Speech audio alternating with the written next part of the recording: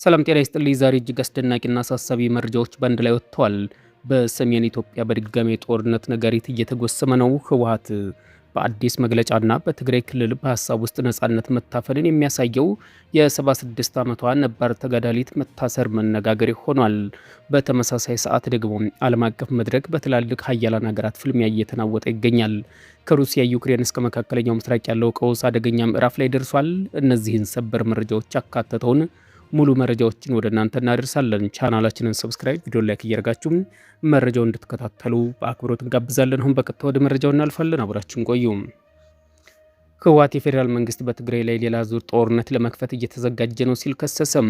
በሌላ በኩል ደግሞ የትግራይ ክልል ውስጥ ለምን ልጆች ወደ ጦርነት ይገባሉ በማለት ሰላማዊ ጥሪ ያቀረቡት የ76 ዓመቷ ነባር ታጋይ መታሰራቸው ከፍተኛ ቁጣን እየቀሰቀሰ ይገኛል። የህወሓት ማዕከላዊ ኮሚቴ ዛሬ ባወጣው መልእክትም የኢትዮጵያ ብልጽግና ፓርቲ መንግስት በትግራይ ክልል ሌላ ዙር ጦርነት ለማካሄድ ወታደራዊ ዝግጅት እያደረገ ነው ሲል ከሷል። መግለጫው መሰረትም በትግራይ የተለያዩ አካባቢዎች ተደጋጋሚ የድሮን ጥቃቶች እየተፈጸሙ መሆኑን የፌዴራል ሰራዊትና የምስራቅ እንዲሁም ሌሎች አካባቢዎች ሚሊሻ ኃይሎችም በክልሉ ድንበሮች አካባቢ በስፋት እየተሰለፉ እንደሚገኙ ጠቅሷል። ከዚህ በተጨማሪም መሰረታዊ ሸቀጦችና መድኃኒቶች ላይ እገዳ መጣሉን፣ በመጠለያ ማዕከላት ለሚገኙ ተፈናቃዮችም የሚደርሰው የሰብአዊ እርዳታ ላለፉት 3 ወራት መቋረጡን በመግለጫው አካቷል። ህወሓት በበኩሉ አሁንም ቢሆን የትግራይ አቋም ሁሉም አለመግባባቶች በውይይትና በድርድር መፈታት አለባቸው የሚል መሆኑን ገልጿል። እስካሁንም ሙሉ ጦርነት እንዳይመለስ ያደረገው የትግራይ በኩል ባለው ከፍተኛ ትዕግስት ነው ብሏል። የፌዴራል ባለስልጣናት የራሳቸውን ወታደራዊ ዝግጅት ፕሮፓጋንዳ እየሸፈኑም የጦርነት ፍላጎት በትግራይ በኩል እንዳለ አድርገው በውሸት እየከሰሱ ነው ሲል አክሏል። ይሁን እንጂ መግለጫው በመጨረሻም ላይ የትግራይ ህዝብ ራሱን የመከላከል መብት እንዳለው በመጥቀስ ነዋሪዎቹ ከትግራይ ክልል መከላከያ ኃይሎች ጋር እንዲሰለፉም የትግራይ ህልውና እንዲያስጠብቁም ጥሪ አቅርቧል። ወደ ሌላኛው መነጋገሪያ ወደ ሆኑ መረጃ ስናልፍ በትግራይ ክልል የአንደርታ ተወላጅ የሆኑት የ76 ዓመቷ ነባር ተጋዳላይት አህዛ ህሉፍ በህወሓት ታጣቂዎች ታግተው መታሰራቸው ተሰምቷል። የወረዳ ሰባ እንደርታና የፍላግ ማያት ጣቢያ ነዋሪ የሆኑት እኚህ አዛውንት ከቀናት በፊት በክልሉ ስላለው የፍትህ እጦት፣ የመልካም አስተዳደር እክልና የፖለቲካ ብልሽት አስመልክተው የሰጡት ቃለ መጠይቅ በማህበራዊ ሚዲያ ላይ በስፋት መነጋገሪያ ሆኖ ነበረም።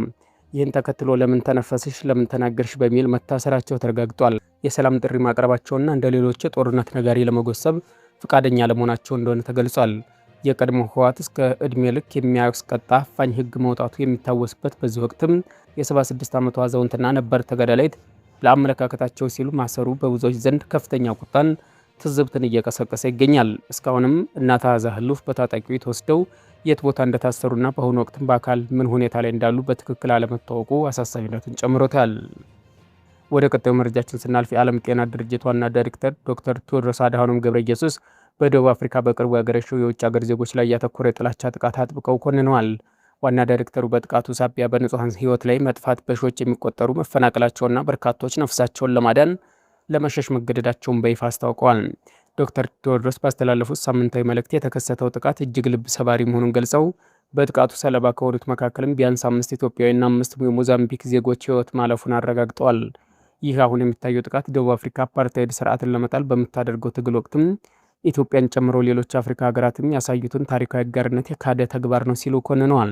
በተለይም የቀድሞው የደቡብ አፍሪካ ፕሬዝዳንት ኔልሰን ማንዴላን ለመደገፍ የኢትዮጵያ ያበረከተችው አስተዋጽኦ ያስታወሱት ዶክተር ቴዎድሮስ ደቡብ አፍሪካ ወደ መጤ ጥላቻ ስትመለስ ማየት የሀገሪቱ የነጻነት ያደረገችውን ተጋድሎ በታሪክ የሚያጎድፍ አሳዛኝ ክህደት ነው ብለውታል። ማንኛውም አይነት ቅሬታዎች በህገወጥ ቡድን ጥቃት ሳይሆን በህግ የበላይነት መፈታት እንዳለባቸው በማሳሰብ ጥላቻው በአስቸኳይ እንዲቆምም ጥሪ አቅርበዋል። በደቡብ አፍሪካ ስደተኞችና የውጭ ሀገር ዜጎች በተለይም ከሌሎች አፍሪካ ሀገራት የመጡ ሰዎችን ኢላማ ያደረጉ የጥላቻ ጥቃቶች አልፎ አልፎ የሚከሰቱ ሲሆን እነዚህ ጥቃቶች አብዛኛውን ከስራ አጥነትና ከኢኮኖሚ ውድድር ጋር ተያይዘው የሚቀሰቀሱ መሆናቸው ይታወሳል። በአሁኑ ወቅትም በሀገሪቱ የሚኖሩ ኢትዮጵያውያን ለደህንነታቸው ያላቸው ስጋት በከፍተኛ ሁኔታ ጨምሯል። በተለይም ኦፕሬሽን ዱዱላ ከተሰኘው ንቅናቄ ጋር በተያያዘ የሚስተዋሉ ስደተኞች የማግለልና የማጥቃት እንቅስቃሴዎች የተነሳ በማህበረሰቡ ዘንድ ከፍተኛ ፍርሃትና አለመረጋጋትን ሰፍኗል። ዜጎች አሁንም በማስፈራራት አካላዊ ጥቃትና የዝርፊያ አደጋዎች እያሰጓቸው መሆኑን ይገልጻሉ። ባለፈው ሳምንት በውጭ ጉዳይ ሚኒስቴርና በፕሪቶሪያ በሚገኙ የኢትዮጵያ ኤምባሲ ባለስልጣናት የተመራ ልዑክ ከደቡብ አፍሪካ ባለስልጣናት ጋር ተወያይቶ የዜጎችን ደህንነት ለመጠበቅ የሚያስችል ማረጋገጫ ማግኘቱን ገልጾ ነበር። ይሁን እንጂ እነዚህ ማረጋገጫዎች ቢሰጡም እንኳ አሁንም የግድያና የጥቃት ሪፖርቶች እየመጡ በመሆናቸው ስጋቱ አልበረደም። በአንዳንድ የኢትዮጵያ ስደተኞች በኩላቸው የውጭ ዜጎች ጥላቻ ንግግሮች እየጠነከሩ በመጡበት ወቅትም የኢትዮጵያ ባለስልጣናት ለጉዳዩ የሰጡት ምላሽ የዘገየና ከአስቸኳይነቱ አንጻር በቶሎ ያልተንቀሳቀሰ ሲሉ ተችተውታል። በፕሪቶሪያ የሚገኘው የኢትዮጵያ ኤምባሲ በበኩሉ ክስተቶቹን በቅርበት እየተከታተለ እንደሚገኝና የዜጎችን ደህንነት ለመጠበቅ ዲፕሎማሲያዊ ጥረቶች እያደረገ መሆኑን አስታውቀዋል። ወደሚቀጥሉት መረጃዎቻችን ስናልፍ ዛሬ በዓለማችን በአንድ ጊዜ በርካታ ግጭቶችና የሀያላን ሀገራት ፍልሚያዎች የሚስተናግዱበት እጅግ ታላቅ የጂኦፖለቲካዊ ውጥረት ውስጥ ትገኛለች። ከአውሮፓ እስከ መካከለኛው ምስራቅ፣ ከአሜሪካ እስከ እስያ ያሉ የኃይል አስተላለፎች አዲስ ስጋት እየመሯት ነው። ታላላቅ የዓለም ሚዲያዎች የዘገቧቸው ዋና ዋና ክስተቶች ስንመለከታቸው ከመካከለኛው ምስራቅ ስንጀምር ውጥረቱ አዲስና እጅግ አደገኛ ምዕራፍ ላይ ደርሷል። በእስራኤልና በሊባኖስ ሂዝቦላ መካከል ያለው ድንበር ተሻጋሪ ውጊያ ወደ ሙሉ ጦርነት ተቀይሯል። እስራኤል በሊባኖስ ይዞታዎች ላይ የምታካሄደው የአየር የምድር ጥቃት አጠናክራ የቀጠለች ሲሆን ሂዝቦላ በበኩሉ የላቁ የሮኬትና የድሮን ጥቃቶችን ወደ እስራኤል መካከለኛው ከተሞች በመተኮስ ምላሽ እየሰጠ ይገኛል። የግጭት ሊባኖስን ሙሉ በሙሉ ወደ ከፋ ቀውስ ውስጥ የከተተ ሲሆን ዓለም አቀፍ ማህበረሰብ የተኩስ አቁም ስምምነት ለማውረድ የሚያደርገውን ጥረት እስካሁንም ስኬታማ ሊሆን አልቻለም። የዚህ መካከለኛው ምስራቅ ቀውስ ዋነኛ ሞተር የሆነችው ኢራን በቀጥታም ሆነ በተዘዋዋሪ በሀገሪቱ ባሉ አጋሮች አማካኝነት ከአሜሪካና ከእስራኤል ጋር ያላትን ፍልሚያ አክርረዋለች። ኢራን በእስራኤል ላይ የምታደርገውን ወታደራዊ ጫና የጨመረች ሲሆን አሜሪካ በበኩሏ እስራኤልን ለመከላከል ጥቅሞቿን ለማስጠበቅ ተጨማሪ የጦር መርከቦችን፣ የላቁ ሚሳኤል መከላከያ ስርዓቶችን ባህረ ሰላጤው በቀይ ባህር አካባቢ ያሰማርታለች። ይህ የእስራኤልና የአሜሪካ ኃይል ፍልሚያ ቀጠናውን ወደ ጦርነት ዓለም አቀፍ ቀውስ የመቀየር ከፍተኛ ስጋት ደቅኗል። ወደ አውሮፓ መድረክ ስናልፍ ሩሲያና ዩክሬን ጦርነት አሁንም እልባት ሳያገኝ በከፍተኛ የሰው ኃይልና የትጥቅ እልቂት ቀጥሏል።